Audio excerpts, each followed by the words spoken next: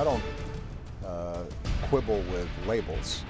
I think we all recognize that this is a particular problem that has roots in Muslim communities, and that the Middle East and South Asia are sort of ground zero for us needing to win back hearts and minds, particularly when it comes to young people.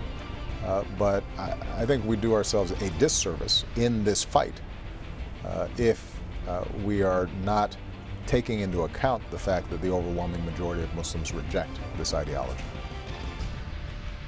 Welcome back to the arena. I'm Michael Corrin, and that's a fair point. That's a fair point. That's probably the most reasonable or courageous that President Barack Obama has been, because I don't meet people who claim that all Muslims are terrorists. Anyone who would do is an idiot or a bigot. They're not to be listened to. But too many people simply painfully deny any link, any segue between an interpretation of Islam and terrorism. Look, is it racist or Islamophobic to criticize Islam? Is Charlie Hebdo publishing the unpardonable? Reverend Majed el-Shafie is a human rights advocate. He's from Egypt. He's just come back from Paris, though, where he's been addressing these very issues. Welcome back to you, sir. It's a pleasure being here. You come from a Muslim culture. Yes. You may be Christian, but your culture is Islamic, Egyptian, Arabic. There are many Muslims who do reject terror, they're uncomfortable when, and they're good people, but they feel uncomfortable when we even mention Islam and terrorism in the same sentence. I think they probably admit there is some sort of connection, but they don't like to listen to it. The problem that is not that they don't just want to listen to it, they don't do anything to stop it. And this is the main big problem that we're facing. When I went to Paris, just returned back yesterday, we met with the Muslim community, we met with the leaders from the Muslim community, we met with leaders with the Jewish community, with the Catholic Church. And we was able to understand, like many of the Muslim community will say, we are very sorry for what's happened in Paris. But the magazine, Charlie Hebdo, should not mock our religion. There is no but. There is no but. Yeah. You should not say, but this shouldn't happen. No. If this magazine, and by the way, Charlie Hebdo is the best of the French society and the worst of the French society. I agree. They will mock Muslims, they will mock Jews, they will mock Christians, they will mock the Pope, they will mock everybody and everything. But you don't kill them. You don't go and shoot 12 of them, include police officers. This is just not acceptable. But you know, it wasn't just many Muslim leaders who said this, and many of them, those who are lying, who don't actually reject terrorism, I have no time for at all. But there were people who did viscerally reject terrorism. But as you say, it was, but you shouldn't. The Pope also at least implied, if not stated, that. There were other secular journalists, major figures, who said, you shouldn't mock like this. You're asking for trouble. I found that to be appalling. Absolutely. And in a matter of fact, maybe this is the only point that I disagreed with the Pope, this Pope at least. Because there is freedom of expression. You can sue them if you want. You can go to the court. And by the way, I think the Catholic Church have like 12 cases against them in the court. Like they sued them. You can sue them. You can do another article against them. You can fight them in any peaceful way. You can do demonstration in front of their magazine. But to shoot somebody to kill, there is no but. It is wrong and full stop. There is no but. They shouldn't mock Islam. No, this is wrong, full stop. And that's what we know. No one is obliged to read the magazine. The magazine, in fact, we were chatting about this before the show, it was pretty much moribund. It may well have closed. The numbers were down. It was losing money. It's now sold millions of the last issue. It has more money. It knows what to do with. So the way to, if you really think it's blasphemous, I mean, the term is almost nonsensical in the modern world, simply don't read it, and it will fade. The market will take care of that. But of course, the opposite has been done now. A tragedy, people are dead, and the magazine will continue to sell in very large numbers. Iran, once again, has invited people to write, to draw cartoons denying the Holocaust, mocking the Holocaust, talking about the Holocaust, because it's trying to draw some sort of absurd juxtaposition. Well, if you say they can do this about Muhammad.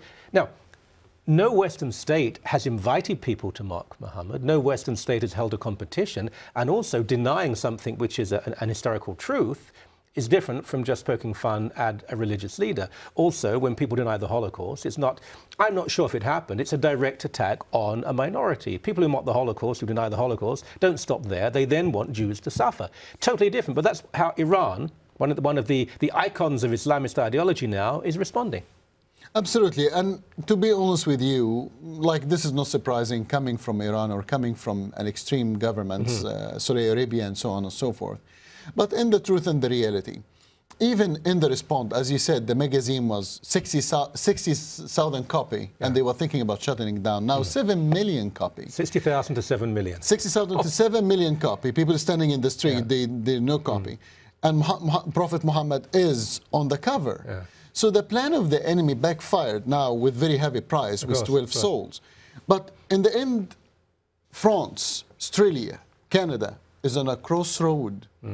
Now, are we taking our country back from the extremists? Are we able to cooperate with the Muslim community? Now, in France, many people will not tell you that 20 mosques was attacked in France after the incident, and that's also wrong. Of course. Because that's exactly what the terrorists want to do. They want us to lose who we are, how we're accepting everybody, and how we're welcoming everybody.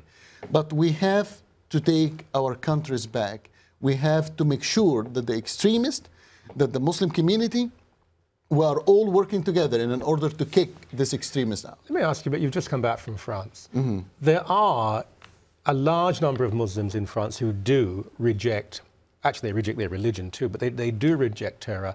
The majority of those born North African birth or descent in France seem to reject Islam at this point. They no longer self-identify as Muslims. The police officer who was killed, the man who rescued people in the supermarket, the MPs who sponsored the bill against the burqa. This is genuine. There are a number of them. We had the mayor of Rotterdam in the Netherlands speaking out as well. There's a handful of people like that in Canada, but just a handful. I think I know all of those people who are active in condemning the extremes of their religion. There aren't many. There is only many because part of it, they put their head in the sand. And the problem that they are, if you are not part of the solution, you are part of the problem. It's as simple as that. But in the end of the day, this will affect the Muslim community more than anybody else. It will cause people to hate them. If there is no clear communication, if there is no accountability, people will start to hate them in their heart, and this will cause discrimination against them, and this will backfire on them more than any other community. So it's better that we work together, put each other hands in each other, and cooperate. It is. I mean, I don't see that hostility. I think in Canada, people have... A mosque was attacked outside of, I think it was Calgary, when a terrorist attack occurred last year. The following day, a group of people... It was graffiti. The following day, a group of people got together, including a soldier on leave, to make sure the graffiti was After that, there were 3 mosques attacked in Montreal. Really? And nobody did anything about it. What I am saying, terrorists kill also Muslims in Pakistan, of course. Nigeria, Boko Haram, Iraq, and the Islamic State. So what's preventing you to sit down with us and say, as a Muslim community and as a Muslim leaders, sit down and say, we will not accept that, we'll stand side by side with you to fight the extremists, which is your enemy and my enemy too. Yeah. What preventing them from doing this?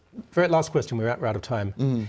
Do we sometimes get it wrong by lumping all of the groups that are motivated partly by Islam together? I mean, we may condemn Hamas, for example, but when you throw in people, all the same groups, into ISIS and Al-Qaeda and the rest, I think that's clumsy, I think that's reductionist, I think it's simplistic. I agree with you. I agree with you.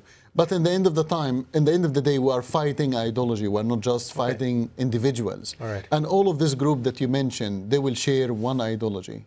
And that's what we're fighting against. As always, enlightening. Thank you so very much indeed. It's a pleasure.